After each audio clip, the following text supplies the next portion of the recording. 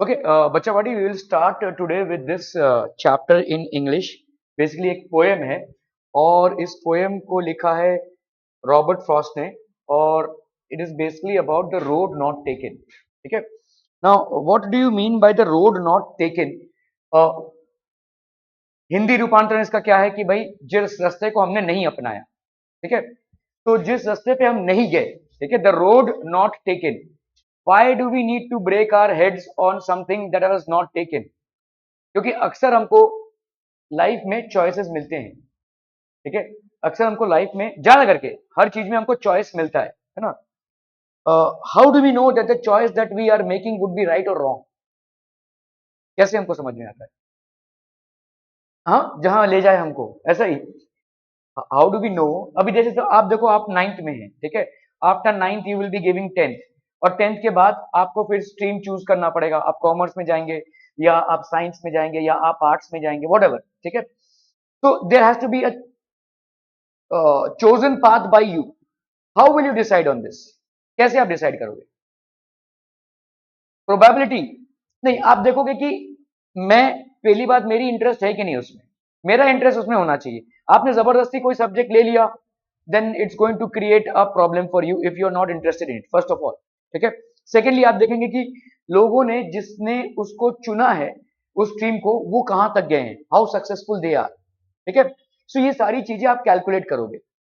Okay, अभी problem ये है कि जनरली हमारा नजरिया क्या होता है. अगर मैं बोलूं कि सब लोग खड़े हो जाओ और दीवार को छुओ, खड़े हो जाओ. दीवार को छुओ, दीवार को. हाँ देखो, सब लोग यहाँ ये वाली दीवार को छू रहे हैं, बैठ जाओ, बैठ. कोई बाहर जाकर बाहर की दीवार को पकड़ आए क्या? नहीं, मैंने तो ये बोला नहीं आपको. तो आप क्या करेंगे? आपका माइंड हमेशा इजी चीज को पकड़ेगा, है ना. तो भाई ये इजी है, आपने बोला दीवार को छुओ, मैंने दीवार को छू दिया. बाहर की दीवार को जाकर छुआ क्या किसी ने? नहीं, ठीक है. So what I am trying to tell you is, हम बेसिकली इजी चीजों को पहले लेंगे, है ना. समझ में आ रहा है? तो हमको जो भी यहाँ पे इस पोएम का मकसद यही है कि कभी कभी आप इजी चीज को, कभी कभी क्या, ज्यादा करके हम इजी चीज को ज्यादा लेते हैं, ठीक है. इजी चीज को लेते हैं, लेकिन क्या इजी चीज आपको आउटपुट अच्छा देगा? ठीक है, नॉट नेसेसरी, नॉट नेसेसरी. ऐसा नहीं है कि हर समय आपको डिफिकल्ट चीजें ही लेनी है, ठीक है, लेकिन क्या इजी चीज आपको आउटपुट अच्छा देगा? You will have to think about it, ठीक है.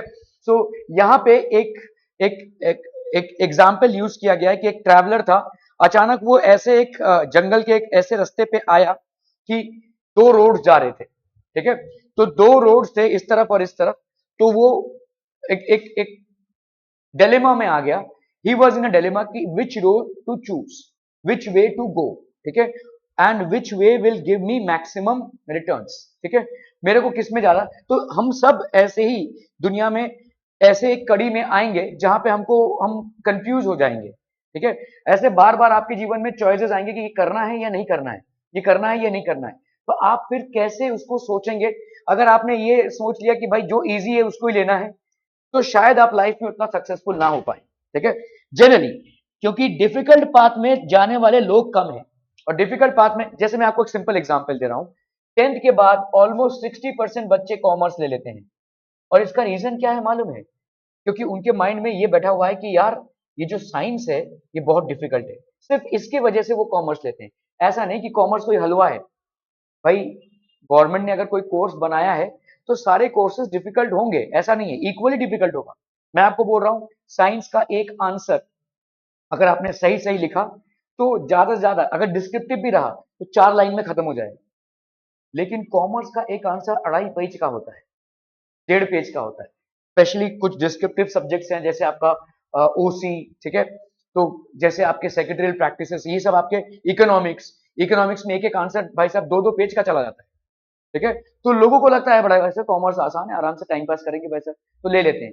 लेकिन आप ये नहीं समझ रहे कि इजी कुछ भी नहीं है, ठीक है. So we have to basically make a choice that is dependent on many factors. So we will try to understand this poem and what is the importance of this poem, ठीक है. Okay, सो पहले तो हम देखेंगे introduction क्या है, ठीक है. What about the poet, who is the poet, stanza 1 2 3 4 5, एक बहुत छोटा सा पोएम है, 5 स्टैंजा में पूरा पोएम खत्म है, ठीक है. What are the literary devices that have been used? जैसे एनाफोरा होता है, ऑलिटरेशन होता है, रेपिटेशन होता है. So these are known as literary devices which are generally used by poets to create an impact in the poem. ठीक है. Then we will see some MCQs. Then we will see some short answer questions and long answer questions from NCERT as well as from SCERT. ठीक है. ये chapter आपको भी है, the road not taken, शायद आपके सेकंड या third unit में है. So since I am covering it now, it is basically okay.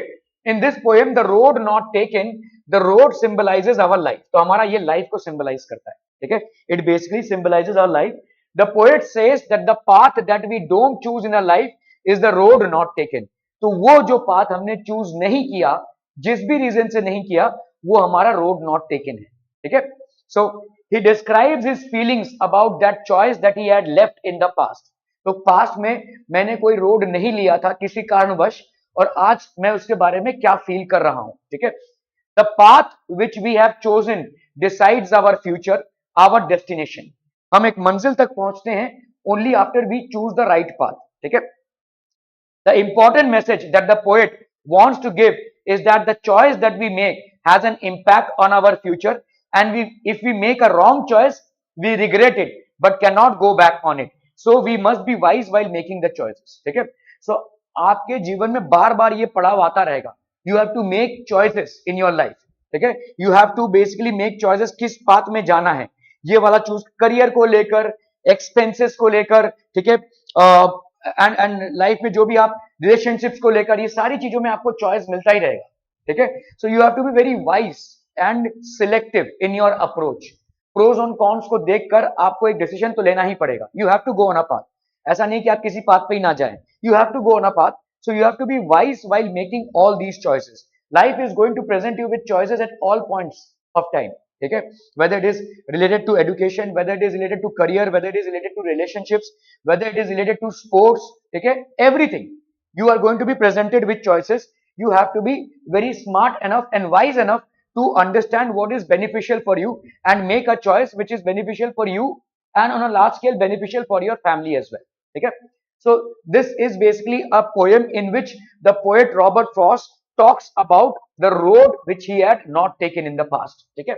Okay, Robert Frost was an American poet, so we'll have some knowledge about the poet.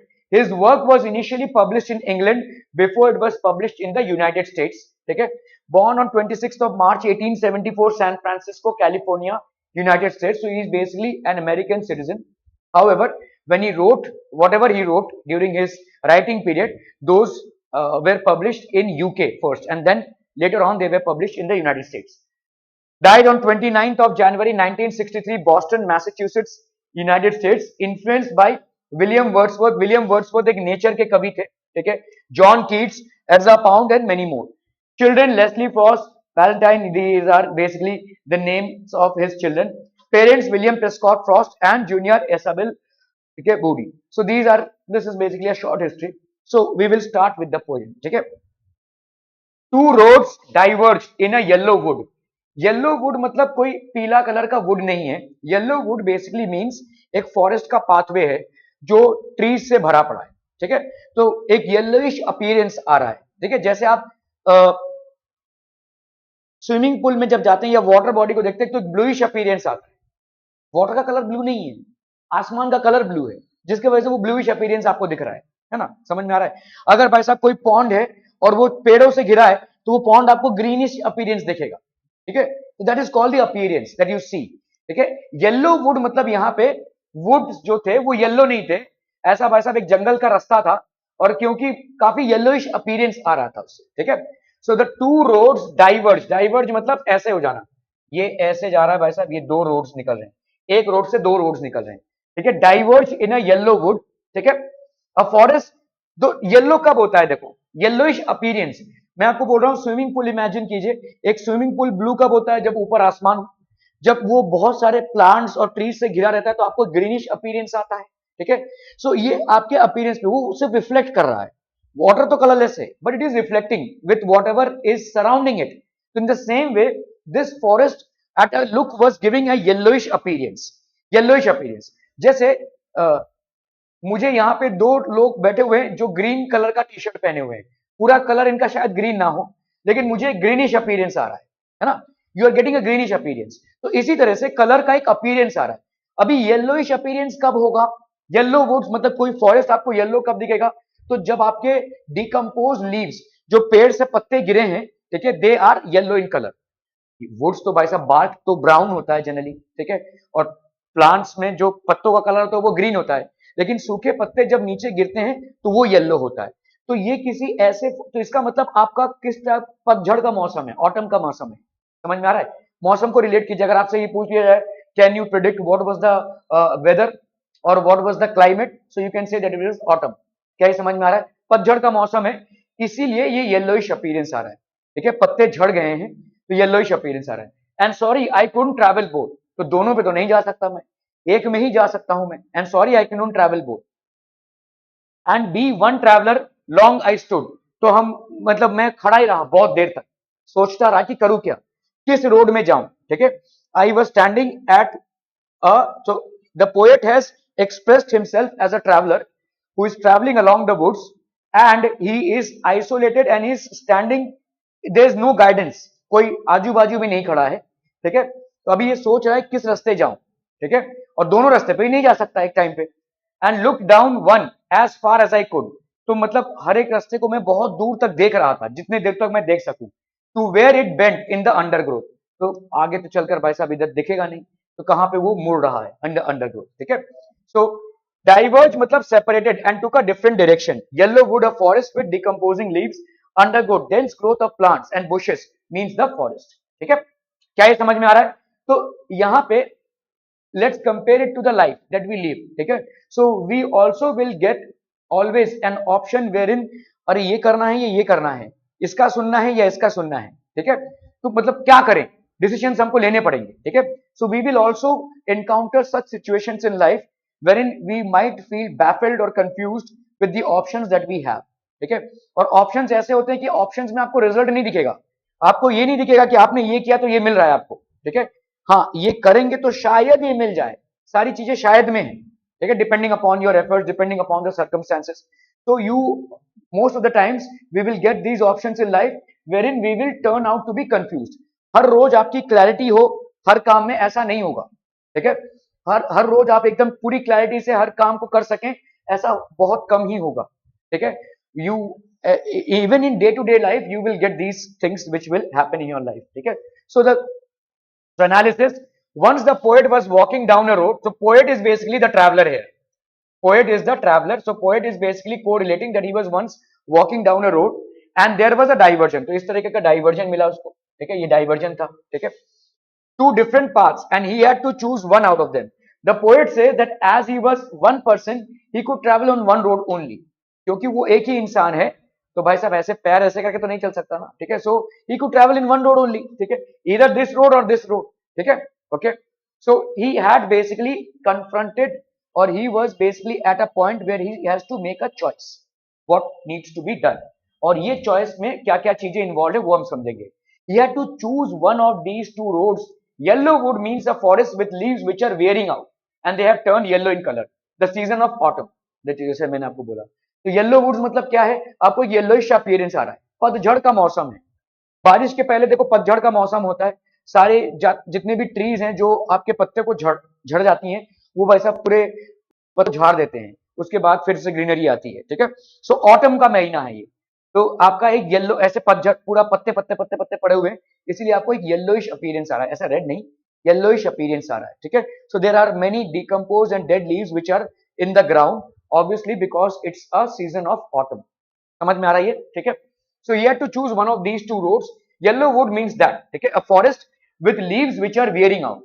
कहीं आपसे पूछ लिया question में कि according to the poem what could be the season, so the season will be that of autumn because autumn is the season when trees generally shed their leaves and when they shed their leaves they are yellow in appearance and that's what was giving the yellowish appearance and that's the reason the poet has called it as yellow wood।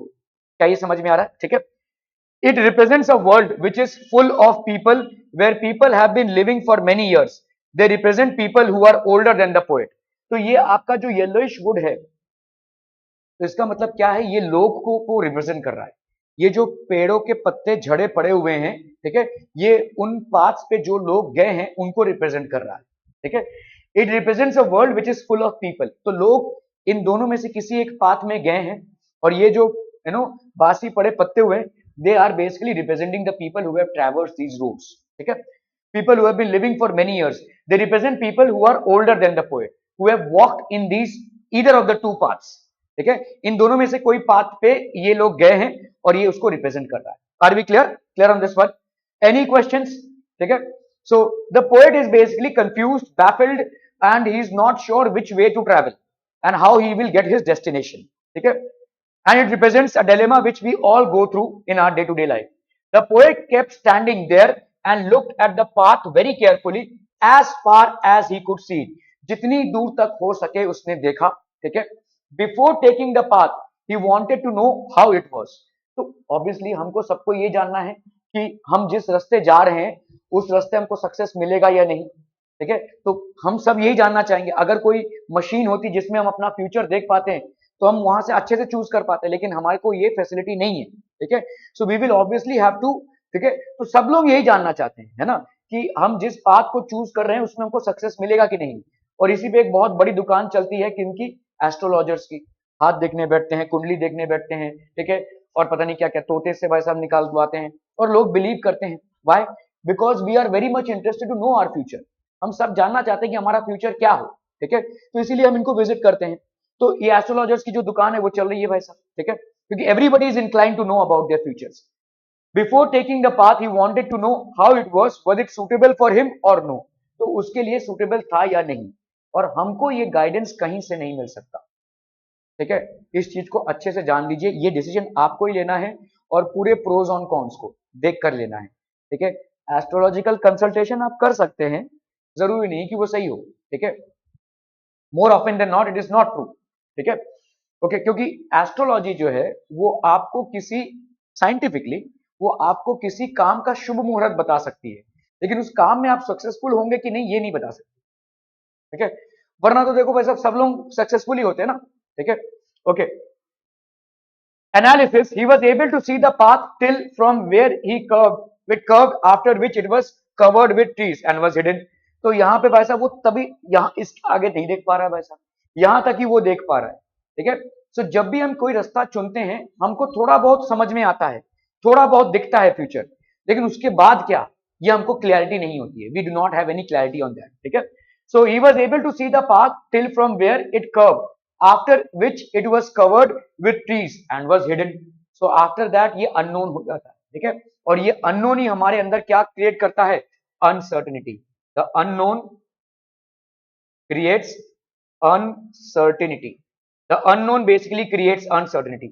तो हमारे लिए ये unknown है वो uncertainty create करता है. Are we clear on this one? Okay.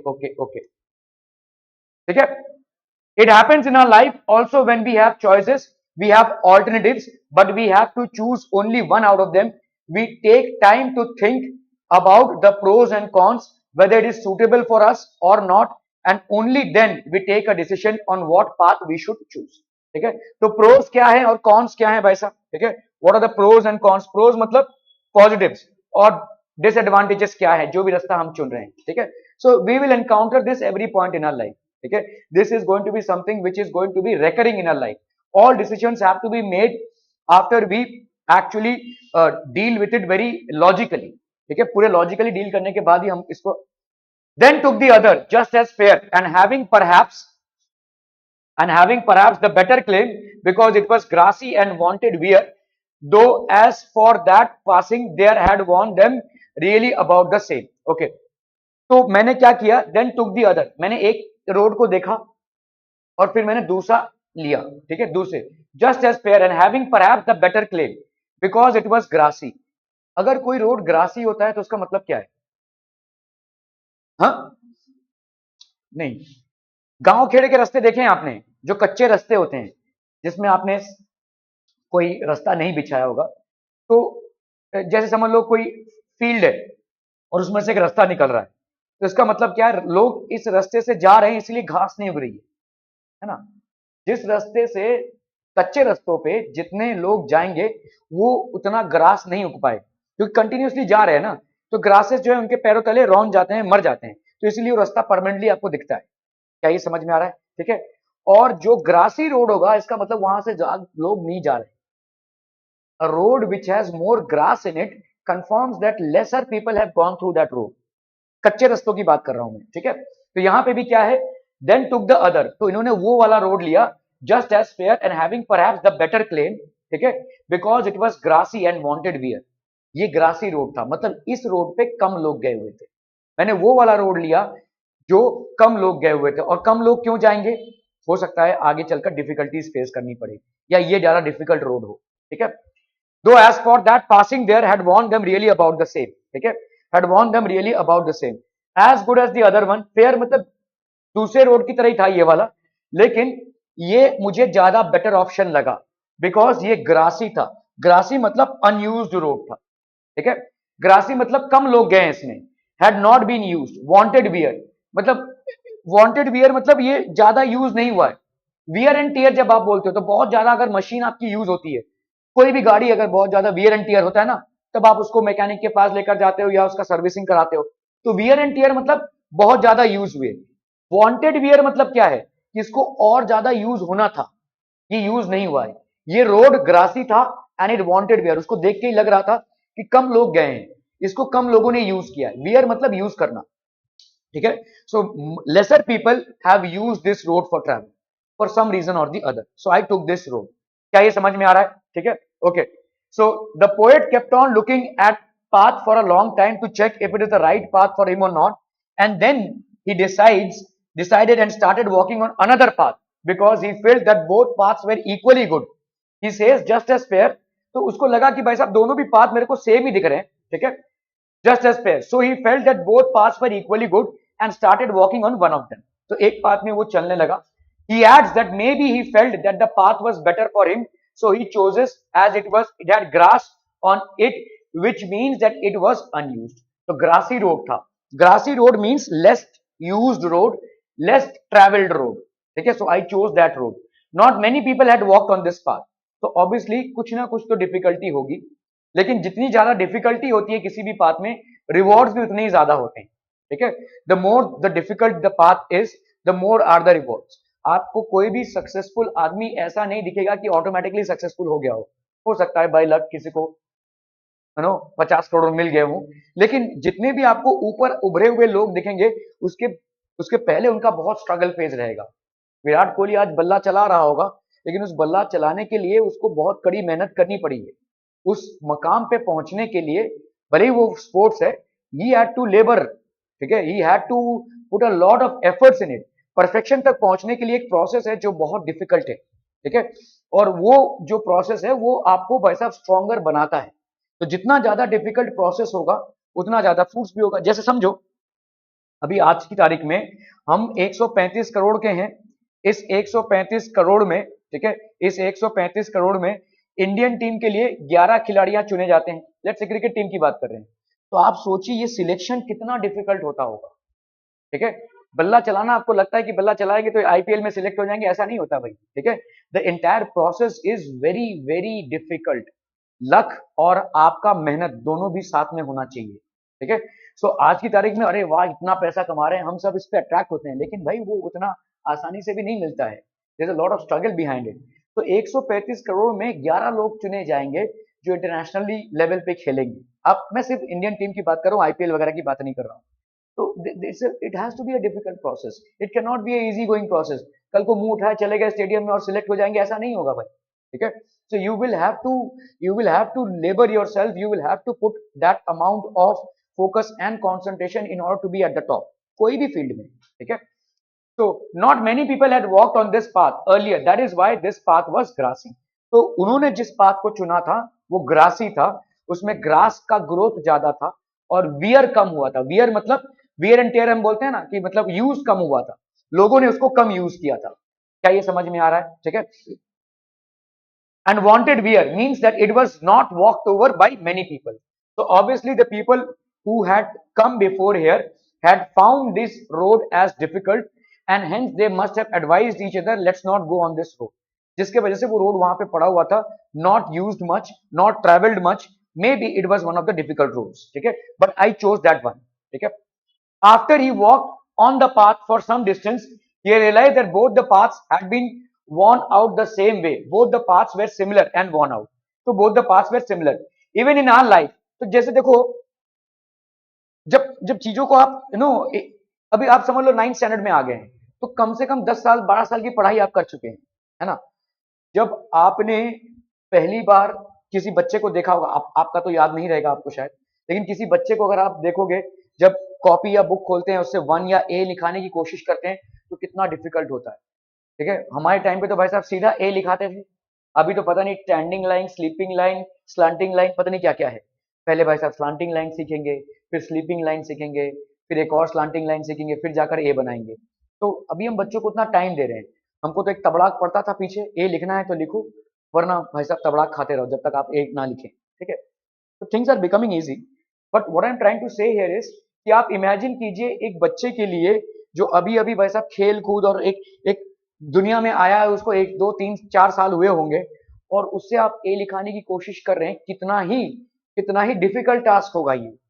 Understand, ठीक है, अंडरस्टैंड हिज साइड। वो एक बच्चा ही है भाई साहब, जो 2 3 साल का है भाई साहब, वो अपने दादा दादी मम्मी पापा के साथ भाई साहब लव एंड केयर में है। अचानक से आप उसके सामने एक बुक खोलते हैं और बोलेंगे कि भाई साहब ये लिखो। It's one of the most difficult task that you can ever do. ठीक है, ब्रिजेस बना लोगे भाई साहब, एरोप्लेन बना लोगे, लेकिन ये बहुत डिफिकल्ट टास्क है। आप मेंटेलिटी को सोचिए। ठीक है, तो एक अनपढ़ गंवार इंसान से ये लिखा लो भाई साहब, ग्रोन अप इंसान से, उसको भी कितना डिफिकल्टी होगा। ठीक है, तो आप एक छोटे बच्चे से जब ए लिखा रहे हो, लेकिन एक बार जब वो पढ़ाई, आज की तारीख में क्या ए लिखना आपके लिए बहुत डिफिकल्ट होगा? नो, एक स्मूथ केक वॉक होगा। आपको अगर मैं बोलूं कि मैं होमवर्क देता हूं, 100 बार ए लिख कर आओ, आप भाई साहब कल से क्लास नहीं आएंगे, है ना। बोलिए ये क्या पागलपंती है, राइट। ठीक है, 100 बार ए लिख कर आओ, ये आपका, ये अभी आप 9th में हो, this can not be your homework. ठीक है, although this is something that you have learned in your life, this has become easy for you now. ठीक है, सो वही चीज है कि जब इन्होंने देखा कि दोनों रास्ते पे, पहले इन्होंने ऐसा रास्ता चूज किया जो लेस ट्रेवल्ड लग रहा था, ज्यादा ग्रासी लग रहा था, मोर वर्न आउट नहीं था ये, लेकिन चलते चलते उनको रियलाइज हुआ कि दोनों भी रास्ते सेम ही है, मतलब इजी पढ़ने लगेंगे। ठीक है, पहला पढ़ाव जो होता है वो डिफिकल्ट होता है, बाकी जब आप आगे निकल आते हैं तो ये तो इजी था, है ना। आज की तारीख में ए लिखना आपके लिए हलवा है, एक टाइम पे ये भाई साहब पत्थर तोड़ने के बराबर था।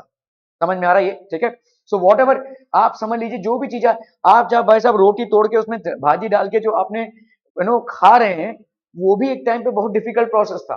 कोई आपको खिला देता था, ठीक है, आपने धीरे धीरे उसको सीखा, आज की तारीख में भाई साहब फटाफट ठूस रहे हैं। ठीक है, ये सारी चीजें जो अपने आप से आप कर पा रहे हैं, at one point of time it was superbly difficult for you. ठीक है, okay, so even in our life we take any path or option, but all of them have the same benefits, disadvantages, problems, challenges, and we must face them।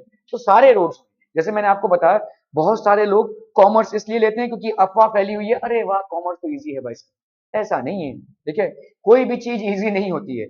Government अगर कोई चीज launch करी, अच्छा तुम लोग भाई साहब आराम से जिंदगी जियो, हाँ तुम साइंस वाले हो ना भाई साहब, ओके, हम तुमको पिसेंगे, ऐसा नहीं है। ठीक है, they will have equal equal आपको गवर्नमेंट प्लेस करेगी। ठीक है, इक्वल टेस्टिंग होगी। तो यहाँ पे आपका क्या आ रहा है, सारे रोड्स के खुद के बेनिफिट्स हैं, खुद के डिसएडवांटेजेस भी हैं, खुद के प्रॉब्लम्स भी हैं, चैलेंजेस भी हैं, and we must face them, हमको इनको फेस करना पड़ेगा। We think that we are choosing a better option, but it is not that. ठीक है, हमको लगता है कि हम एक बेटर ऑप्शन चूज करें, अरे कॉमर्स चूज कर लिया, उसने किया था, उसने किया था, लोगों से अफवाह फैली, अरे इजी है भाई साहब, एकदम केक वॉक है, हमने चूज कर लिया, लेकिन ऐसा नहीं है। उसमें भी डिफिकल्टीज हैं, उसमें भी चैलेंजेस हैं, और उसमें भी आपको प्रॉब्लम्स आएंगी अगर आप ठीक से नहीं कर रहे होंगे। ठीक है, every road will have its own challenges, okay, and both that morning equally lay in leaves, no step had trodden black, oh I kept the first for another day, yet knowing how way leads on to way I doubted if I should ever come back। ठीक है, तो मतलब क्या है, both the morning, जिस morning को मैं वहां पे खड़ा था, वो दोनों भी मेरे को सेम ही दिख रहे थे। ठीक है, in leaves no step had trodden black. ठीक है, तो सब में दोनों में ही लीव्स था।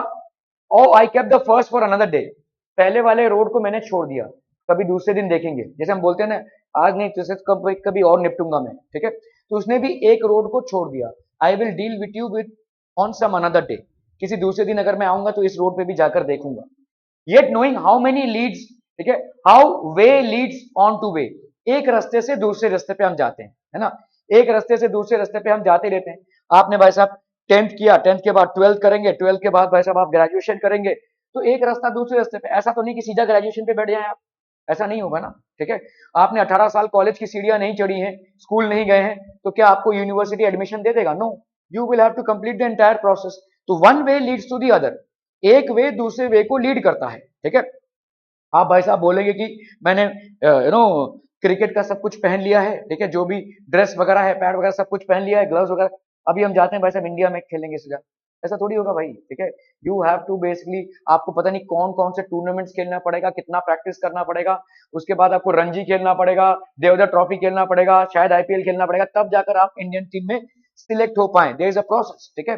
सो one way leads to the other, एक वे दूसरे वे पे लीड करता है।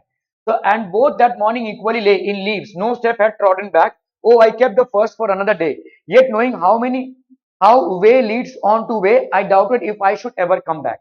तो मैंने सोचा कि यार एक रास्ता जब दूसरे रास्ते को लीड करता है, तो क्या मैं वाकई में वापस आ पाऊंगा? क्योंकि आज मैं यहाँ पे खड़ा हूं, मैंने इस रास्ते को छोड़ दिया, मैं इस रास्ते जा रहा हूं, और मैंने इस रास्ते को छोड़ दिया ये कहकर, जानकर और सुनकर और सोचकर कि कभी वापस आकर इस रास्ते पे भी ट्राई करूंगा, लेकिन क्या मैं वापस आ पाऊंगा?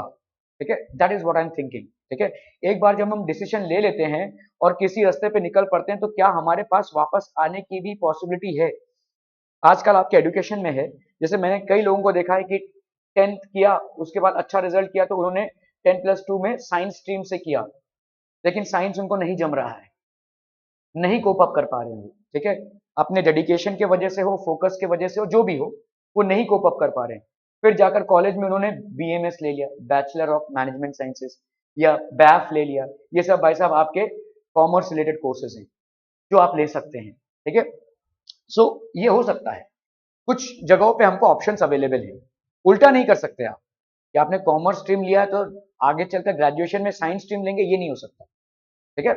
सो these are some possibilities. Meaning trodden means walked over, okay. The poet says that both the paths were similar that morning, both had leaves on them, and no one had stepped on them as they were still green in color. ठीक है? He decided that the day he would take one path and keep the other path for another day. तो एक path में ये जा सकता है, आज मैं इस पाथ में जाता हूं, दूसरे किसी दिन आकर फिर दूसरा वाला शायद ट्राई कर पाऊं, ठीक है। Although he knew that one way leads to another way, एक वे से दूसरे वे में इंसान निकलता है, ठीक है। Okay. He knew that he could not go back on the choice that he had made.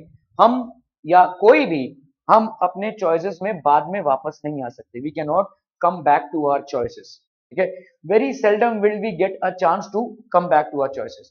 आपने भाई साहब कोई लड़की पसंद की, उससे शादी कर ली, नहीं यार नहीं जम रहा है, किसी दूसरे से शादी करनी पड़ेगी, ये ऑप्शन नहीं मिलेगा भाई साहब लाइफ में, ठीक है। तो बहुत कम ही हमको, सेल्डम हमको चॉइसेस मिलता है कि वी विल गो बैक। आप इंजीनियरिंग कर रहे हैं, अचानक लगा कि यार मैं डॉक्टर बन जाता, तो 4 साल की इंजीनियरिंग कर ली, उसके बाद आपको डॉक्टर बनना है, तो आप जब डॉक्टर बनेंगे तब तक आप वैसा 50 के हो जाएंगे, है ना। क्या ही प्रैक्टिस करेंगे और क्या ही कमाएंगे, तो हमारे पास ऑप्शंस बहुत कम है। Similarly even in our life, once we choose an option, we must keep on moving ahead with that option, and we never get a chance to come back and take the other option that we had left out earlier. आप किसी रास्ते पे इतने आगे निकल आते हैं कि वापस आके उसको चेंज करना लगभग आपके लिए ना हो जाता है, ठीक है। वापस आकर चेंज करना, इसीलिए जब आप चॉइस बना रहे हैं तो ही स्ट्रांगली बनाइए, और एक बार जिस पाथ को आपने चूज कर लिया उसको भाई साहब अंजाम तक पहुंचाना है। ऐसा अगर आप दृढ़ विश्वास से चलेंगे तो ही चल पाएंगे आगे, वरना हर समय माइंड में यही ब्लैक ब्लैक रहेगा, यार उधर गए होते तो ज्यादा अच्छा रहता, यार वो किया होता तो ज्यादा अच्छा रहता। ऐसा अगर आपके माइंड में हमेशा चलता रहे तो फिर आप कंफ्यूज रहेंगे, ठीक है। सो बहुत सारी ऐसी चीजें हैं जो आपको बार बार कंफ्यूज बनी रहेंगी। जैसे इन भाई साहब को चूज करना पड़ा मराठी और संस्कृत में, तो उन्होंने मराठी चूज कर लिया, है ना। तो अभी तो भाई साहब वापस आके संस्कृत में नहीं जा सकते, तो ये सारी चीजें हैं, ठीक है। So there are certain things that you make a choice and then you will have to travel on that path, you can not come back, ठीक है। So whatever are the advantages or disadvantages, you will have to take up with that and you will have to travel. Clear है? Are we clear? एक बार आपने मन बना लिया है तो go on, instead of wasting your time and energy on thinking of how to come back and can I restart again, might as well give your energy to the path that you have chosen. ठीक है? Clear है? Are we clear? Okay, okay, okay. I shall be telling this with a sigh. ठीक है? Somewhere ages and ages hence, two roads diverge in a wood. And I took the one less traveled by, and that has made all the difference. ठीक है, ये भी साई मतलब क्या होता है, मैं भाई साहब कभी किसी को शायद बोलूंगा, ठीक है, ठीक है, एक डीप ब्रेथ से, हाँ मैंने ऐसे ये वाला रूट चूज किया था। When I was standing on crossroads, or when I was standing at certain point wherein I was getting choices to choose two roads, I took, or I chose the one which was less traveled and which was less taken by travelers, and that has made all the difference. और आज मैं successful unsuccessful जो भी हूं उसके लिए ही वो difference है, ठीक है। Whatever success I have attained in my life, that was because of that one choice और decision that I had made. समझ में आ रहा है, ठीक है। कभी अगर फ्यूचर में ये with a sigh somewhere ages and ages hence, आज से बहुत सालों बाद, ठीक है, मैं शायद किसी को बोलूं कि यार मेरे पास दो रास्ते थे और आज मैंने उस टाइम पे वो वाला रास्ता चुना जिसमें लोग लेस ट्रैवल करते हैं, जो ज्यादा चैलेंजिंग था, जो लेस ट्रॉडन था, which was less travelled by, and that has made all the difference. और आज मेरे जीवन में जो भी चेंजेस हैं वो उसी डिसीजन के वजह से है, ठीक है। सो तो इसका मतलब क्या है कि भाई साहब हेयर इन फ्यूचर, आज से फ्यूचर में, ठीक है। So he says that in the future he will take a deep breath and say that once upon a time he had reached such a point in life that there were two options for him. एक time पे उसके पास दो options थे on that for him, and he traveled on that road which had been traveled upon by lesser number of people. तो वो एक ऐसे road पे ट्रैवल किया जिसमें लेसर लोग ट्रैवल करते हैं। He had chosen an option which was lesser traveled, which was lesser chosen, ठीक है। समझ में आ रहा है भाई साहब ये? Are we clear on this? He says that in future he will take a deep breath and say once upon a time he had reached such a point in life that there were two options for him. उसके पास दो ही option थे, ठीक है। And he traveled on that road which had been traveled upon by lesser number of people. lesser लोगों ने इस पे travel किया था। तो कभी लोगों के बीच में बैठा होगा अगर, तो हम ये बोलेंगे, ठीक है। That decision of his decided his future, ये जो उसने डिसीजन लिया था वो डिफिकल्ट डिसीजन था और इसी से उसका फ्यूचर डिसाइड हुआ है। Similarly in future when you grow up then you will say that once upon a time when you were young you had two options, the choice that you made you what you became of it। तो आप जब young थे आपके पास, जब देखो किसी 60 साल के इंसान के पास करियर रिलेटेड चॉइस नहीं होगा, होगा क्या? हाँ भाई साहब अभी कुछ नया करते हैं। हाँ कभी कभी वो भी हो जाता है, जैसे अगर आपने देखा होगा एक बहुत फेमस ब्रांड है KFC, केंटकी फ्राइड चिकन, ठीक है। यहाँ पे भी एक आउटलेट है शायद, आप हाईवे के बाजू में KFC का एक आउटलेट है। ये KFC के जो स्टार्टर थे या फाउंडर थे, he started it after he crossed his 50, ठीक है। इनकी एक कहानी है, ठीक है। तो ये हर चीज में अनसक्सेसफुल थे, बीवी भी छोड़ के चली गई, फैमिली नहीं हुआ, ठीक है। जो भी काम में जाते थे अक्सर ये फेल ही होते थे, लेकिन इनको खाना पकाना बहुत अच्छा आता था और इन्होंने इसको आजमाया और ये फेमस हो गए and he became a world renowned food outlet KFC, ठीक है। सो हो सकता है कि 60 की उम्र में भी कोई करियर चॉइसेस करे, ऐसा कुछ नहीं है, लेकिन ऑप्शंस आपके पास कम होंगे। आपका शरीर, आपका मन, आपका दिमाग उतना पूर्ति से काम नहीं करेगा, है ना। योर एफिशिएंसी विल डिक्रीज, ये तो नेचुरल है भाई साहब, ठीक है। आपके एज के साथ आपकी एफिशिएंसी डिक्रीज होने लगेगी। ज्यादा करके आपकी एम्प्लॉयबिलिटी कब होती है भाई साहब? आपका 20 से लेकर ज्यादा ज्यादा 26 साल तक, 26-27 साल तक आपकी एम्प्लॉयबिलिटी होती है। आप एम्प्लॉय होते हो उसमें, आप अपना कुछ स्टार्ट करते हो या कहीं पे काम ज्वाइन करते हो। कोई ऐसा होगा क्या 60-70 साल के इंसान को हायर कर रहा होगा? नहीं ना, ठीक है। तो यहाँ पे व्हेन यू वेर यंग, तो यंग जब आप होते हैं, जैसे आप आज की आपकी जो उम्र है, आप अपने इंटेलेक्चुअल कैपेसिटी में और फिजिकल कैपेसिटी में ऐसे कभी नहीं होंगे। आपकी जो उम्र होती है लेट्स से 15 से लेकर 25 तक, इस उम्र के दौरान आप जितने इंटेलिजेंट होंगे, आप जितने फिजिकली एक्टिव होंगे या कैपेबल होंगे, ऐसा पूरे जीवन में कभी नहीं होंगे, ठीक है। आपको लगता होगा जो 40-50 साल का इंसान है वो ज्यादा इंटेलिजेंट है, नहीं, ठीक है। वो आपसे ज्यादा एक्सपीरियंस्ड है, उसने बहुत दुनिया देखी है, आपसे ज्यादा नॉलेज रखता है, लेकिन आपसे ज्यादा इंटेलिजेंट नहीं है। आप ज्यादा इंटेलिजेंट हो, आपका दिमाग भी ज्यादा काम कर रहा है अभी, और ये मतलब आपका बेस्ट ऑफ हेल्थ है। 15 से लेकर 25 साल तक आपका सबसे ज्यादा विकास होगा, शरीर का भी और दिमाग का भी। You are at the epitome of your health, ठीक है। तो ये इस टाइम पे ही लोग अपने आप को डेवलप करते हैं, ठीक है। और लोग अपने डिसीजंस लेते हैं और उन्हीं डिसीजंस पे उनको चलना पड़ता है। ठीक है, अगर कोई वैसा 60-70 साल का इंसान बोले कि नहीं यार मैं डॉक्टर था, अभी मुझे इंजीनियर बनना है भाई साहब, तो ये पॉसिबल नहीं होगा ना। उस टाइम पे ये पॉसिबल नहीं होगा। जो पॉसिबल होगा वो आपके भाई साहब 18-19 साल में ही पॉसिबल होगा। That's the time when you have to make a decision, and when you make a decision you have to ensure that you stick to it. ठीक है, ऐसा बार बार गियर चेंज करते रहोगे तो नहीं हो पाएगा। ठीक है, this is a very strong message for all the students, that you should be wise and careful while making choices out of the options that you have in your life, because your future depends on the choice that you make today. और आपकी choice को refine करने के लिए government ने थोड़ा बहुत changes लाया है। If you get the time, read NEP, national education policy. आप देखेंगे इसमें बहुत सारे चेंजेस आए हैं।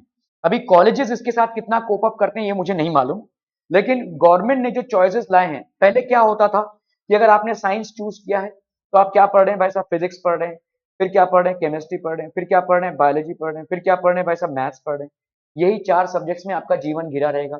हाँ, इनमें से 1-2 को आप निकाल सकते हैं, बायोलॉजी और मैथ्स में आप चॉइसेस बना सकते हैं कहीं कहीं पे, लेकिन ले देकर ये चारों सब्जेक्ट से आपका नाता वास्ता रहेगा। अभी गवर्नमेंट क्या बोल रही है कि अगर आपको समझ लो फिलोसफी पढ़ना है या साइकोलॉजी पढ़ना है तो आप वो सब्जेक्ट भी ले सकते हैं। ठीक है, सो एनईपी के तहत वो सब्जेक्ट आप चूज कर सकते हैं। तो ये अभी अभी प्रॉब्लम ये है कि जिस कॉलेज को आपने सिलेक्ट किया है उस कॉलेज में वो सब्जेक्ट पढ़ाया जाना चाहिए, और हर जगह पे वो फैकल्टी अवेलेबल नहीं होती है। समझ लो आपको फिलोसफी पढ़ना है इसके साथ, लेकिन जिस कॉलेज में आपने एडमिशन लिया वहां पे फिलोसफी का स्ट्रीम है ही नहीं, वहां पे साइंस और कॉमर्स ही है। फिलोसफी एक आर्ट का सब्जेक्ट है जो आपको पढ़ाएगा, तो वहां पे आर्ट स्ट्रीम होना चाहिए। तो ये चैलेंजेस है। ठीक है, तो गवर्नमेंट आपके चॉइसेस को इंप्रूव करने की कोशिश कर रही है। प्रॉब्लम ये है कि सारे स्कूल्स और कॉलेजेस अभी अलाइन नहीं हो पा रहे हैं, क्योंकि उनको फिर आर्ट्स का स्ट्रीम भी खोलना पड़ेगा, वहां पे भी प्रोफेसर्स और टीचर्स को हायर करना पड़ेगा। तो are they well equipped to do that, तो वो आपको पहले देखना पड़ेगा। ठीक है, तो अभी धीरे धीरे ये चेंजेस आ रहे हैं। आप अगर कभी टाइम मिलता है तो please go through NEP document.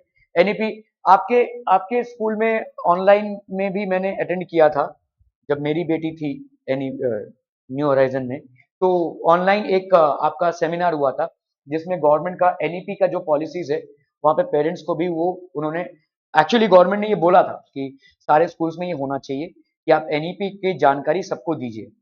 तो इसका चैलेंज यही है कि आपको पहले वो सारे फैकल्टीज रेस्टोर करने पड़ेंगे, फिर ये सारी चीजें। हाँ हाँ, नेशनल एजुकेशन पॉलिसी गवर्नमेंट की भाई साहब, आपका नेशनल एजुकेशन पॉलिसी आप टाइप करेंगे तो पूरा आपको वो आ जाएगा, फॉर्म आ जाएगा, उसमें पूरा जो डॉक्यूमेंट है वो आ जाएगा कि गवर्नमेंट क्या क्या चेंजेस लाना चाह रही है एजुकेशन में।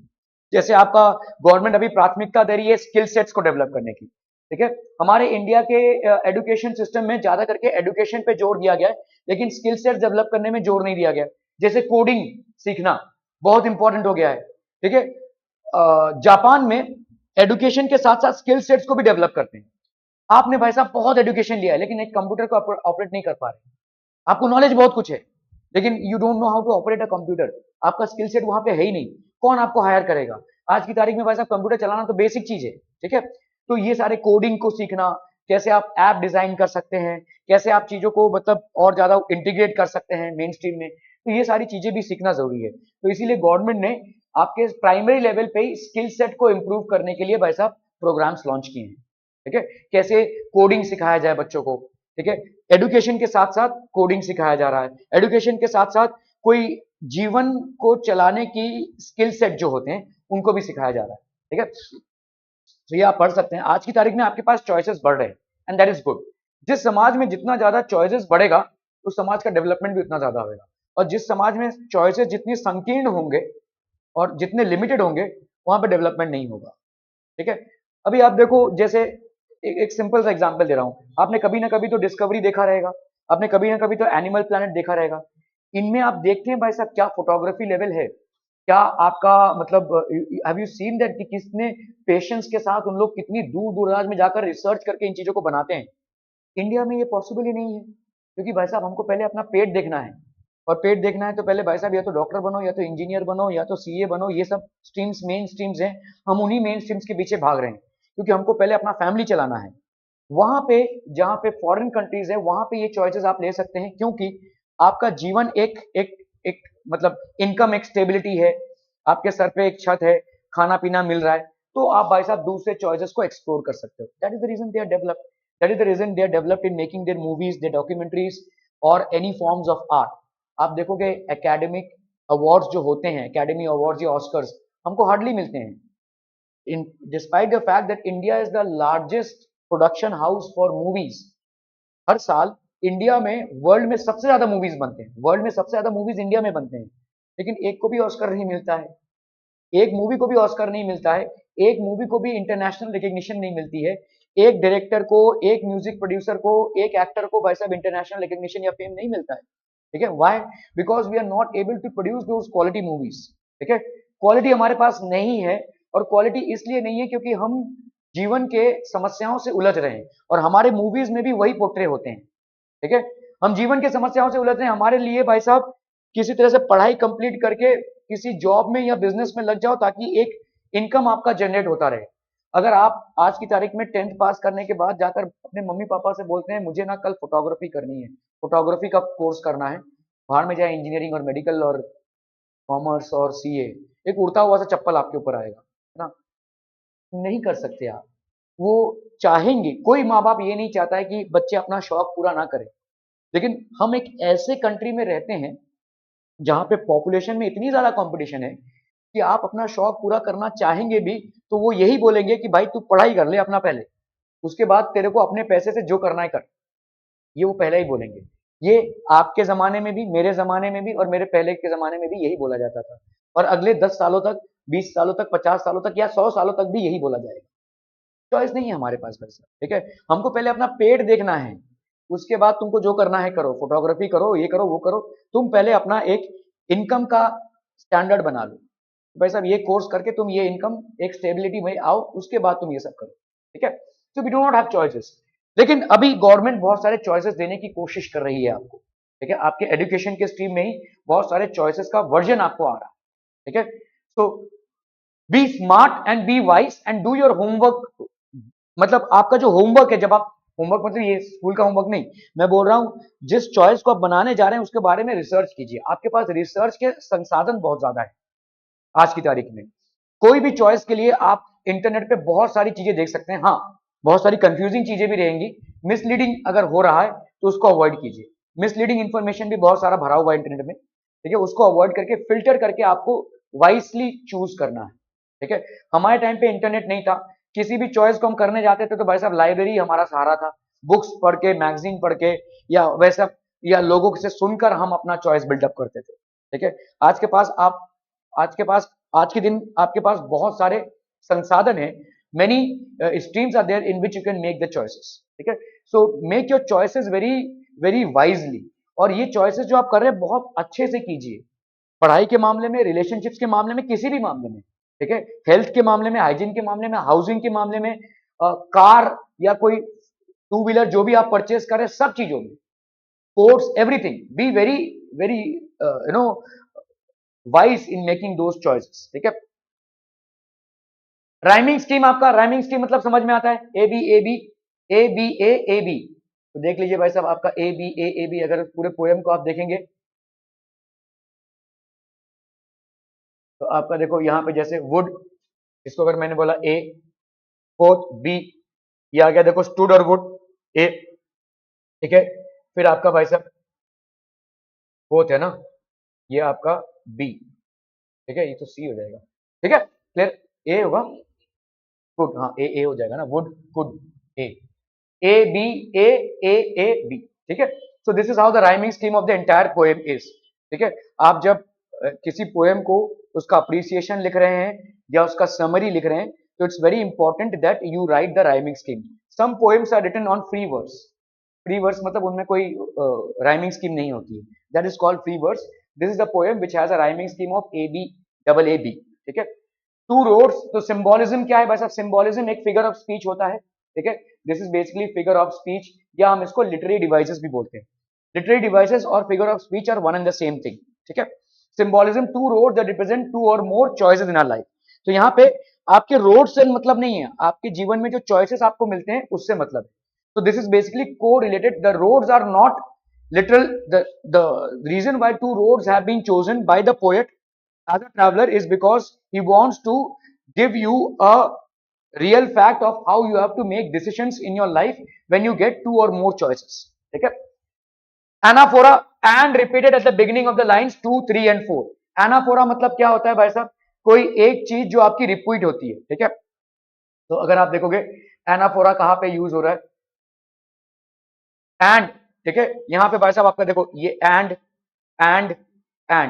तो 2, 3, 4 ये लाइंस में जो एंड और एंड यूज हुआ है, ठीक है, स्टार्टिंग ऑफ द लाइन, इसको अपन बोलते हैं anaphora. This is a literary device. हाँ, स्टार्टिंग में anaphora is basically something that is the same word which is use at the start. ये आपको नॉर्मल कॉन्वर्सेशंस में ऐसे नहीं मिलेंगे. अगर नॉर्मल कोई स्टोरी लिखी जा रही है या डायलॉग लिखे जा रहे हैं, उसमें आपको ऐसा नहीं मिलेगा. ये सिर्फ पोएटिक डिवाइसेस हैं, लिटरेरी डिवाइसेस हैं. यहाँ पे जब आप पोएम वगैरह लिखते हो तो ही पोएट्स इसका यूज करते हैं, ठीक है? तो पोएट्स बहुत सारी ऐसी लिटरेरी डिवाइसेस का यूज करते हैं जिससे पोएटिक इफेक्ट आए. कविता को कविता लगनी चाहिए, है ना? कविता कोई नॉर्मल कॉन्वर्सेशन नहीं होता है. It has to seem as a poem. तो ये आपका एनाफोरा हो गया, ठीक है? एंड और एंड. सो ये जो आपका यूज हुआ है यहाँ पे, that is called anaphora. So this is also a poetic और अ लिटरेरी डिवाइस, ठीक है? Alliteration, wanted where, W sound is repeating, ठीक है? तो आपका देखो जैसे ये डब्ल्यू साउंड रिपीट हो रहा है, इट्स अ वॉवल साउंड. और यहाँ पे आपका वांटेड, वेयर, देखो डब्ल्यू डब्ल्यू ये रिपीटेडली आ रहा है. वेयर, वांटेड, ठीक है? ये आपका एक ही डब्ल्यू साउंड यहाँ पे आ रहा है और ये भी एक पोएटिक डिवाइस है, ठीक है? Repetition, ages is repeated, two roads diverge in a wood.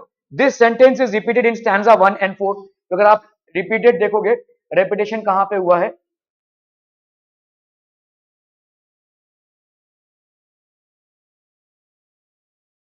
ages कहां पे था भाई साहब? तो कोई भी चीज जो रिपीट हो रही है, ठीक है? कोई भी चीज जो रिपीट हो रही है उसको अपन बोलेंगे repetition.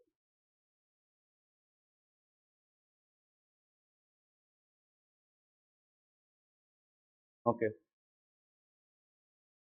So two ages is repeated, two roads diverge in a wood. This sentence is repeated in stanzas 1 और 4. ठीक है? तो ये आपका sentences में भी repetition हो सकता है, words में भी repetition हो सकता है. कोई एक word अगर repeat हो रहा हो poem में तो उसको भी हम repetition बोलेंगे.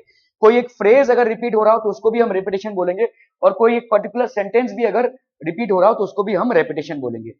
So these are certain literary devices or poetic devices that have been used in the poem. ठीक है? To create the poetic effect. Okay. तो समरी भाई साहब, जिसको अपन भाई साहब समरी बोलते हैं या अप्रिसिएशन भी बोलते हैं. Here is the summary of the road not taken. The poet says that once he was walking down the road and reach a fog. Fog मतलब भाई साहब एक ऐसा पॉइंट जहां पे दो रोड डाइवर्ज हो रहे हैं. He could walk over one of the paths only. He took time to choose the right path. ठीक है? He inspected them to decide which was a better option and then chose the one which seemed less walked over. He kept the other one for some other day, although he knew that he would never get the chance to walk over it. He would go further on the chosen path and not get a chance to go back on it. ये उसको मालूम था. हालांकि उसने poem में बोला I will keep the other road for another day, लेकिन उसको भी ये मालूम है कि जिस रास्ते वो निकल पड़ा है उस रास्ते पे वापस आकर फिर से इस रोड पे नहीं जा सकता. और हमारे लाइफ में भी यही ऑप्शंस हैं. एक बार हमने किसी रोड पे अगर चलना चालू कर दिया, एक बार अगर हमने कोई चॉइस अपने लाइफ में बना लिया, we have very less options to come back and start over again और start afresh again. So we have to make choices very wisely. He would go further on the chosen path and not get a chance to go back on it. As he walked on the chosen path, he realized that both the paths were similar. दोनों भी path आपके क्या थे? Similar थे. He felt that his future depended on the choice that he made. तो obviously आपका future आपके choice पे डिपेंडेंट होता है. आप किस तरीके का रोड चूज करते हैं, किस तरीके का करियर चूज करते हैं, कौन से ऑप्शंस आप लाइफ में चूज करते हैं, उसी पे आपका फ्यूचर डिपेंडेंट होता है. ठीक है? क्लियर है? Are we clear on this? Okay okay okay. Who is the poet of this poem? तू बता. D Robert fast.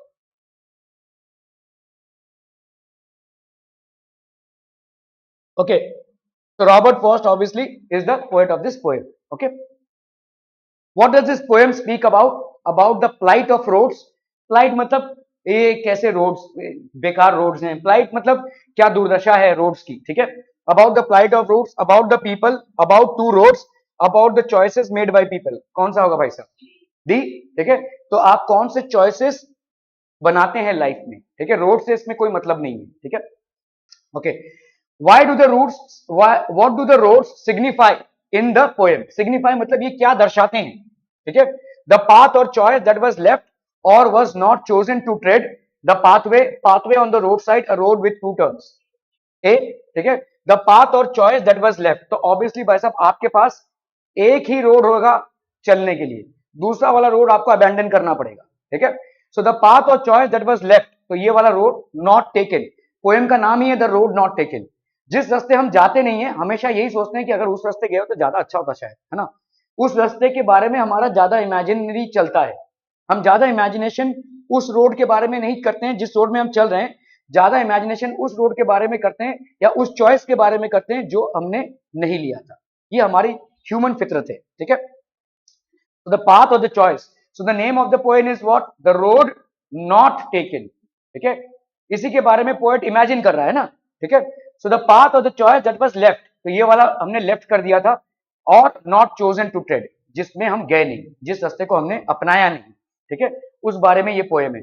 Which thing decides a person's future according to this poem? The path one chooses to walk, the path one leaves behind, the regrets, the success. The path one chooses to walk, ठीक है। तो which thing decides a person's future according to this poem? A path which he chooses to walk. What is the message of this poem? Be wise while choosing and taking decisions. The roads are confusing. A road is nothing but a pathway, all of these. नहीं नहीं नहीं, A, be wise while choosing and taking decisions, यही तो बोलना चाह रहे हैं कि भाई अपने डिसीजन जब आप ले रहे हैं, आपको बार बार ये लाइफ में आता ही रहेगा, चॉइसेस आते ही रहेंगे, so you have to be very wise while you make the decisions, because you will not get an option to return and start all over again, ठीक है। What? Why is the poet asking to be wise while choosing a pathway? Because there is no going back option. Because it is the only one road. Because it is a one-sided road. None of these. A. Because there is no going back option. आपका going back option बहुत कम है और उसमें time waste भी होगा generally. ठीक है? Okay. What does diverge mean? To be separated and taking a different turn. To be torn. To break. All of these. A. ठीक है? Diverge मतलब एक road आ रहा था जो दो में बढ़ गया. So to be separated and taking a different turn. Why was the poet able to travel one road only? Because he had to walk alone, because he had no vehicle, because he was one person, all of these. Because he was one person. एक ही इंसान था ना भाई साहब वो, ठीक है? So he had to travel one road only. What does yellow woods mean? Falling leaves, forest with yellow leaves in the autumn season, wood yellow in color, none of these. ठीक है? B, forest with yellow leaves in the autumn season. पतझड़ का मौसम है तो obviously yellow leaves, ठीक है? Okay. What does yellow woods represent? People, older people, poets or choice? Older people, ठीक है। तो येलो वुड को उन्होंने बोला, इसका मतलब ये जो लीव्स पड़े हुए हैं, they are actually representing the older people who have gone through these roads, who have experienced these roads, ठीक है, who have basically developed their lives on the basis of the choices that they have made while traveling these roads. Okay, read the extract below and answer the questions that follow. Then took the other just as fair and having perhaps the better claim, because it was grassy and wanted wear, though as for that the passing there had warned them really about the same. I name the poem and the poet, though not taken, written by Robert Frost. Identify the line from which the given extract that describes the road that the poet took. Identify the line from the given extract that describes the right. देखो कौन सा था भाई साहब? First वाला, ठीक है। Then what does the other refer to, ठीक है, other, then took the other road, what is the antonym for the word fair? Fair, हाँ, so let's look at this. The poem is The Road Not Taken by Robert Frost, ठीक है। Okay, identify the line from the given extract that describes the road. Road कैसा था, देखो, तो road कैसा था, ऐसा था भाई साहब, it was grassy and wanted wear, ठीक है। The nature of the road was it was grassy because it was grassy and wanted wear. Wear मतलब इस पे कोई चला नहीं था, ठीक है, wear and tear नहीं हुआ था। Okay, what does the other refer to? The other refers to the road that the poet took, ठीक है। The other refers to the road that the poet took. What is the anonym for the word fair?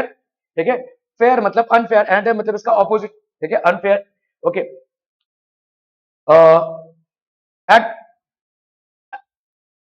नहीं यार, ये तो क्या हो गया? which expression means that nobody walked on the road taken by the poet. So nobody walked, wanted wear मतलब wear and tear नहीं हुआ था इस रोड का, इस पे कोई चला ही नहीं था, तो ये पुरातन नहीं हुआ था, ठीक है। वियर क्या चीज होता है जिसको ज्यादा आप यूज करते तो वियर होता है वो, ठीक है। वियर मतलब पुराना होना, is the expression which means that nobody walked on the road taken by the poet. Okay, two roads diverged in yellow wood, and sorry I could not travel both, and be one traveler long I stood and locked down once as far as I could to where it bent in the undergrowth, at which point in the woods the poet had reached. कौन से point पे आ गया था भाई साहब? The poet is standing at a point where two roads diverge in the yellow wood. ठीक है, ऐसे एक पॉइंट पे आया था. Why was the traveler feeling sorry? Because he could travel only on one road. He has a he has a wish to travel on both the roads, but he as a one person can travel on only one road. The poet is feeling sorry because he could not travel on both the roads. He can travel only on one road. Where did the first road lead to? ठीक है, dense forest obviously, ठीक है, dense forest में था. Give the opposite meaning to meet at a point from the passage. Meet at a point, diverge, ठीक है. अगर दो रोड जैसे ऐसे आ रहे हैं तो इसको अपन क्या बोलेंगे? कन्वर्ज, ठीक है, मीट एट अ पॉइंट. और एक से दूसरे ऐसे जा रहे हैं तो इसको अपन क्या बोलेंगे? डाइवर्ज. इसको क्या बोलेंगे? कन्वर्ज, या इसको बोल सकते हैं meeting at a point, meeting at a point. और इसको भाई साहब क्या बोलेंगे? डाइवर्ज, है ना. This is basically diverge. तो कन्वर्ज का या मीटिंग एट अ पॉइंट का अलग मीनिंग क्या होगा? डाइवर्ज, ठीक है. At what point did the roads diverge? The roads diverge in the yellow wood, ठीक है. At what point did one road lead to? The first road led to dense growth of plants and animals. ठीक है. Was the traveler feeling sorry? Yes, the traveler was feeling sorry. ठीक है. What does yellow wood stand for? तो जैसे देखो यहाँ पे आपको पूछ लिया कि yellow wood मतलब क्या हो जाएगा. Yellow wood is basically denoting a season in which there are lot of yellow leaves. And when will the yellow leaves fall on the ground? When it is the autumn season. So it is basically the autumn season. ठीक है. It is the autumn season. And both that morning equally lay in leaves, no step had trodden back. Oh, I kept the first one for another day, yet knowing how way leads one, how way leads on to way, how doubted it if I should ever come back. Which road does the poet choose? The poet chooses the second road. तो उसने कौन सा road choose किया भाई साहब? Second road choose किया, ठीक है. Why was the poet doubtful about the first road? ठीक है. He was very doubtful that he would never be able to come back to it. तो भाई साहब वो वापस नहीं आ पाएगा, इसके लिए वो डाउटफुल था, ठीक है. In stanza both refers to two roads in different directions, ठीक है. Find a word from the extant which means crushed, ठीक है. तो obviously भाई साहब trodden. Trodden मतलब होता है जिस जिस रास्ते आप चलते हैं उस रास्तों पे घास ज्यादा नहीं उग पाता है. गांव खेड़ों में जो कच्चे रास्ते आपको दिखते हैं वो रास्ते लोगों के चलने से बने हैं, किसी ने बनाया नहीं है उसको, और लोग रिपीटेडली उस पर चल रहे हैं, इसीलिए जो भी घास वहां पे उगने की कोशिश करते हैं वो पैरों तले कुचल जाते हैं, तो ट्रॉडन हो गए, ठीक है. Crust means trodden. That's the reason you see a way. Nobody has made that way, just people are walking on it repeatedly, and that's the reason the natural outgrowth of grass which has happened other way on both the sides has not happened on that way. तो trodden बोलेंगे हम उसको, ठीक है, कुचले गए. Oh, I kept the first for another day, yet knowing how way leads on to way, how doubted if I should ever come back. The anatom for the word leads. Anatom मतलब भाई साहब क्या होता है? Anatom मतलब opposite, ठीक है. Leads, ठीक है. तो लीड कौन करता है? लीडर, है ना. और लीडर किसका बनता है? फॉलोअर. तो भाई साहब लीडर का क्या होता है? फॉलोअर, है ना. लीडर तभी होगा जब फॉलोअर हो, ठीक है. तो लीड्स का एनोटेम क्या हो जाएगा? फॉलो. कोई लीड कर रहा है, मैं उसको फॉलो कर रहा हूं, ठीक है. कोई लीड कर रहा है, मैं उसको फॉलो कर रहा हूं. तो what will be the antonym? The antonym antonym for the word leads is follow, ठीक है. It is basically follows. What did the poet keep for some other day? The poet kept the first road for another day that had been less travelled by others. तो एक किसी दूसरे दिन हम आकर देखेंगे. What is the doubt in the poet's mind? The poet doubts whether he will be able to travel on the first road again. तो पहले वाले रोड पे फिर से वो ट्रैवल कर पाएगा कि नहीं, इसके लिए उसके मन में डाउट है, और हम सबके मन में भी ये डाउट रहेगा कि वापस हम आ पाएंगे या नहीं. To whom I is referred in this stanza, I is referred to the poet Robert Frost or the traveler. ठीक है, or the traveler. Why will the choice between two roads that seem very much alike make such a big difference many years later in the life of the poet? ठीक है, a choice between two roads that seem very much alike will make such a big difference many years later in the poet's life. Since this particular decision, the path opened up many different opportunities for him in future. The decision that he now makes will influence him and his life along with the rest of the decisions. Since the two roads are same, they still have varied options in them.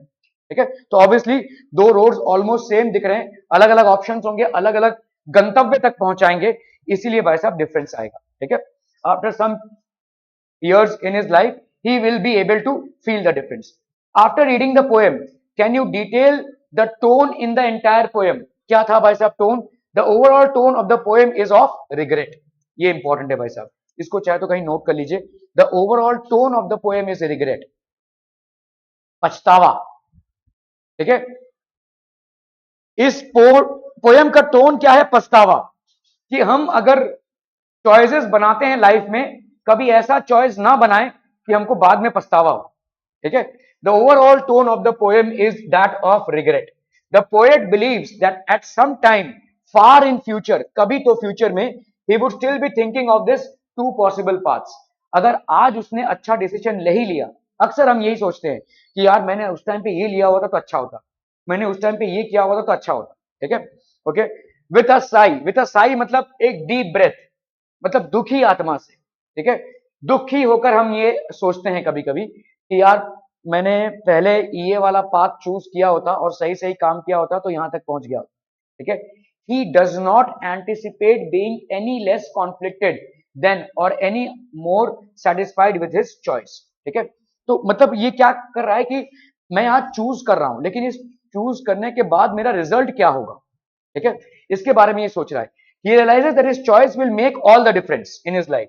ठीक है, ये जो choose कर रहा है उसके हिसाब से उसके लाइफ में डिफरेंस आएगा. Today whatever he is choosing, that will make a difference in his life. ठीक है, but he is presently uncertain about what the difference would turn out to be. तो अभी presently uncertain है कि क्या difference होगा. ठीक है, he is right now at the diverging point of the roads and he is making a choice. He is still unaware as to some years down the line what will be the result of the choice that he is trying to make today. ठीक है, clear? Okay, after reading the poem, can you detail the tone in the entire poem? As I said, ये tone पे अगर आपका question आएगा, the tone of the poem is that of regret, पछतावा. ठीक है, the poet believes that at some time far in future he would still be thinking of the two possible paths with a sigh. तो हो गया ना भाई साहब. Okay, was the poet doubtful or clear that he would return to take the other path which he could not take earlier? Throughout the poem and the poet's journey, he faces an archetypal dilemma. मतलब archetypal dilemma मतलब कैसा है कि यार confuse. ठीक है, कि किस रास्ते जाएं, हम सब होंगे ऐसा. ठीक है, he doubts if he would be able to come back to take the other road which might have given him some more lucrative options in life. ठीक है, the poet believes that we all know that one road leads to another, so going back to the original path is not easy. ये भाई साहब easy नहीं है. ठीक है, ये बार बार उसी चीज को कन्फ्रंट कर रहा है कि it might not be possible for me to come back. What would the poet tell after ages with a sigh? After ages, the poet would tell the story of how two roads had diverged into the wood and he had taken the one less traveled. This decision to take the road not taken had made all the difference in his life. तो जो भी difference इसके life में आया है वो उसके choice की वजह से आया है. ठीक है, तो वो सोच रहा है कि आज से बहुत सालों बाद, ठीक है, जब बातें होंगी, जब मैं खुद भी सोचूंगा तो यही सोचूंगा कि यार मैंने वो वाला रास्ता नहीं लिया था, ये वाला रास्ता लिया है, और आज की तारीख में जो भी पॉजिटिव या नेगेटिव मेरे लाइफ में है उस चॉइस की वजह से है. ठीक है, does the speaker feel that he had made the wrong choice in taking the road less traveled by? If not, why does he sigh? Sigh मतलब ऐसा गहरी सांस भरना, जब आप बहुत थक गए हैं या टायर्ड हैं या मतलब खुश नहीं है लाइफ से, तब आप बोलते हैं विद अ साई. ठीक है, विद अ साई, तब आप ऐसा बोलते हैं.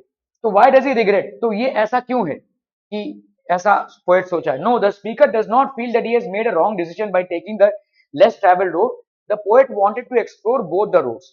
दुखी होना उसका किस लिए है कि वो चाहता था कि दोनों रोड्स को वो एक्सप्लोर कर पाए, लेकिन उसके पास ऑप्शन नहीं था. ठीक है।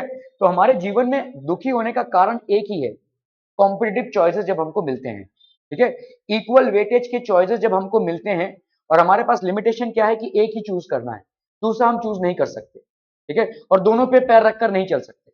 तो ये जो चूज करते हैं ना, हमेशा हमारे माइंड में ये चलता रहेगा, यार वो ज्यादा अच्छा होता है ना, अरे यार वो ज्यादा अच्छा है, उसके लाइफ तो मस्त चल रहा है यार, उसने तो ये किया था, ऐसा हम सोचते रहते हैं, ठीक है। Poet is not unhappy about the choice that he has made, poet is unhappy that simultaneously he was not able to choose both the roads, he was not able to travel both the roads and see the impacts of both the roads। ये उसका दुख का कारण है। क्या ये समझ में आ रहा है? So what is the reason of regret? ठीक है, the poet wanted to explore both the roads, उसको उसको ये था कि यार दोनों रोड्स पे चलना है, लेकिन ये लिमिटेशन था, ये नहीं हो सकता, ठीक है। So no speaker does not, speaker या poet does not feel that he has made a wrong decision, इसने कोई रॉन्ग डिसीजन लिया है इसके लिए दुखी है, ऐसा नहीं बोल रहा। The reason why he is saying it with a deep sigh is because he wanted to explore both the roads, but he at that point of time had a choice to only go through one road, ठीक है। he tells himself that he will explore one and then come back and explore the other, but he knows that he would probably be unable to do so। हम ऐसा, वो ऐसा बोल रहा है कि चलो आज ये वाला एक्सप्लोर कर लेते हैं, कल को फिर वापस आएंगे इसमें जाएंगे, लेकिन वो कल नहीं आने वाला। हमारा जीवन भी ऐसा ही है, हमने जो डिसीजन आज ले लिए हैं उस पर वापस आना लगभग नामुमकिन है, ठीक है। आपने जो स्ट्रीम चूज कर लिया है, आपने जो लाइफ में डिसीजन ले लिए हैं, ज्यादा करके उसमें वापस आना नामुमकिन है, और वापस आना टाइम खोटी करना है ना। तो that is what the regret is all about. Regret आपको हमेशा रहेगा कि यार वो किया होता तो ज्यादा अच्छा होता था, है ना, ऐसा सोचते रहेंगे हम parallelly. That will be the regret, whether you are successful और unsuccessful, it doesn't matter. What matters is the things that could have been explored by you due to limitation couldn't be explored by you, ठीक है, clear है?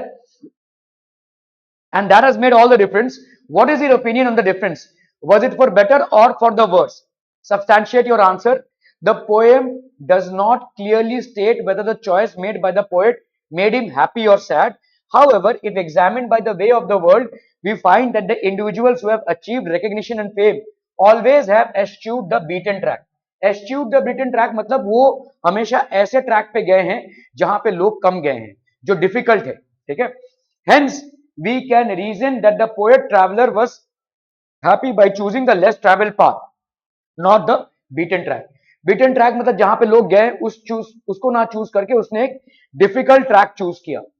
The concluding line of the poem, and that has made all the difference, एक type का poet का Joy को express कर रहा है। जनरली हम ऐसे पाथ पे अगर जाएंगे जो डिफिकल्ट होगा, उसका रिजल्ट हमेशा अच्छा ही होगा, मोस्टली, ठीक है। अगर डिफिकल्ट पाथ हम चूज करते हैं तो अगर वो हमारे लाइफ में कोई डिफरेंस लाएगा तो ज्यादा करके उसका पॉजिटिव डिफरेंस ही आएगा, ठीक है। सो that is a joy. What do the two roads symbolize in the first stanza? What is the significance of choosing a road? The two roads that the poet traveler faces in his walk or journey are symbolic of the choices that we have to make in our life। The journey or a simple walk itself is a metaphor for the great journey of life। ये भी एक भाई साहब metaphor भी है, एक figure of speech. Metaphor मतलब comparison. जैसे आप यहाँ पे रोड्स को किसके साथ कंपेयर कर रहे हैं? The roads are being compared to the choices that you get in your life. So that is the figure of speech, और हम इसको पे एक पोएटिक डिवाइस भी बोल सकते हैं, ठीक है। The roads are representing what the choices that you get in your life. One should adopt the way spiritualism or materialism in this poem। The poet, after prolonged thought, decides to take the road less traveled, road which is the road of which, ये सब छोड़ दो भाई, spiritualism की बात नहीं है इसमें। ओके, ये सब कुछ एनसीईआरटी बेस्ड क्वेश्चंस हैं, ठीक है। Where does the traveller find himself, what problem does he face, क्या हो जाएगा बोलो? Where does the traveler find himself? What problem does he face? The traveler finds himself in the yellow woods at a point where the road forks into two। The problem that he faces is that he cannot decide which road to take to continue his journey, since it is not possible for him to travel both the roads at the same time, ठीक है। दूसरा question क्या है? Discuss what these phrases mean to you। A yellow wood, autumn season, shredded leaves, ठीक है। तो yellow wood symbolizes the autumn season and autumn corresponds to withering of your old leaves। The poet would be symbolically talking about the later stages of life of a man। Okay, what is it? It was grassy and wanted wear। It was grassy and wanted wear। It conveys that the road was full of grass and less traveled one। The poet personifies the road by saying wanted wear, ठीक है। तो road को वो personify कर रहा है कि इसको भाई साहब और ज्यादा चलने की जरूरत है, और ज्यादा यूज होने की जरूरत है। ठीक है. It could imply the road needed to be explored or traveled as only very few had gone through this road. ठीक है. Okay. और क्या है भाई साहब? द पासिंग देयर, इसका मतलब क्या है? The pass, the phrase is used with respect to the path he chose to walk, or rather is used as while walking the path. ठीक है. Leaves no step had trodden back. The poet uses this phrase to lay emphasis on the fact that he was unable to decide which path to choose, but both the paths seemed the same as the leaves had not changed their color into black. ठीक है. By people walking on them. तो ये जो leaves थे ये black नहीं हुए थे. अगर आप देखोगे सूखे पत्तों पर लोग ज्यादा चलेंगे तो ब्लैक हो जाएंगे. ठीक है. सूखे पत्ते में अभी भी येलोइश कलर था, तो इसका मतलब दोनों पे ही ज्यादा लोग नहीं चले हैं. Figuratively it would represent a dilemma to choose a path over the other for the fear of uncertainty. तो दोनों भी रोड जो हैं वो किसी सर्टेन डेस्टिनेशन को नहीं दर्शा रहे हैं, तो इसीलिए एक भाई साहब ये बना हुआ है, कंफ्यूजन बनाएंगे कि चूज किसको करें. ठीक है. How way leads two way. The phrase is used in continuation to the idea that poet wanted to return and try the first road for another day, but he soon realizes how one way leads to another. तो ये poet के मन में था कि कभी कोई दिन आएगा जो मैं वापस आऊं और फिर से दूसरा वे भी लूं, लेकिन पोएट को भी मालूम था कि एक रास्ते से दूसरा रास्ता निकलता है, हम आगे ही जाते जाते हैं, पीछे नहीं आ पाते हैं, या पीछे आने का हमको मौका भी नहीं मिलता है. ठीक है, लाइफ में. ठीक है. But he soon realises that how one way leads to another until one is very far from where it started. Figuratively, this phrase means how certain decisions one makes in life could pave the way for many other decisions. दूसरे decisions के लिए भाई साहब line बन जाती है. ठीक है. फिर आप पीछे नहीं वापस आ सकते. Is there any difference between the two roads as the poet describes them in stanzas 2 and 3? ठीक है. In stanza 2, the poet explains that the only difference between the two roads was that the road he took had the right to be chosen, the better claim, because it was covered with grass and looked as if it has not been used too much. Okay. Besides this difference, both the routes have been equally worn down by passers by traveling on them. In stanza 3, the poet says that both the roads were equally covered with leaves and that no person had stepped on it. तो leaves अभी तक black नहीं हुए थे. ठीक है. बाकी सब सेम था. एक में थोड़ा ग्रास कम था, एक में ग्रास थोड़ा ज्यादा था, जिससे ये पता चल रहा था कि उस रोड पे कम लोग गए हुए हैं. तो पोएट का बेटर क्लेम था. ठीक है. बेटर क्लेम था कि शायद ये रोड ज्यादा डिफिकल्ट है, और अगर ज्यादा डिफिकल्ट है तो इसके रिजल्ट्स भी ज्यादा अच्छे होंगे. That was the claim of the poet. ठीक है. In the last two lines of the poem, ठीक है, in the last two lines of the poem the poet says that there is a difference between the two roads because he took the road that was less traveled by other people and that has made all the difference. ठीक है. इससे ही सारे differences उसके life में हुए हैं. What do you think the last two lines of the poem mean? Looking back, does the poet regret his choice or accept it? ठीक है. The last two lines of the poem mean that acceptance of reality. The poet made a choice and accepted the challenging path. He took an unexplored path in his life. He wanted to do something different, so he choose the less traveled road. He is not disappointed by his decision. Okay. For a common man, the phrase reflects the everyday dilemma one must face to make different choices. No matter how far the choice takes a man in life, one shouldn't regret about not taking the other path and wondering if life could have been better than what it is. ठीक है. तो हमेशा हमारे mind में ये रहेगा कि यार मैंने एक टाइम पे ये चूज किया था, क्या मैं दूसरा पाथ अगर चूज करता तो ज्यादा अच्छा होता. That will always be there in our mind. That is not a regret. वो दुखी होने का कारण नहीं हो सकता. हाँ, हम हमेशा ये सोचते रहेंगे at the back of our mind. ठीक है. What will the narrator tell with a sigh? ये सब आपके भाई साहब क्वेश्चंस हैं जो मैं चाहता हूं आप प्रैक्टिस कीजिए. चलिए फटाफट से लिखिए इन क्वेश्चंस को जरा. क्विक जल्दी से. नरेटर मतलब पोएट.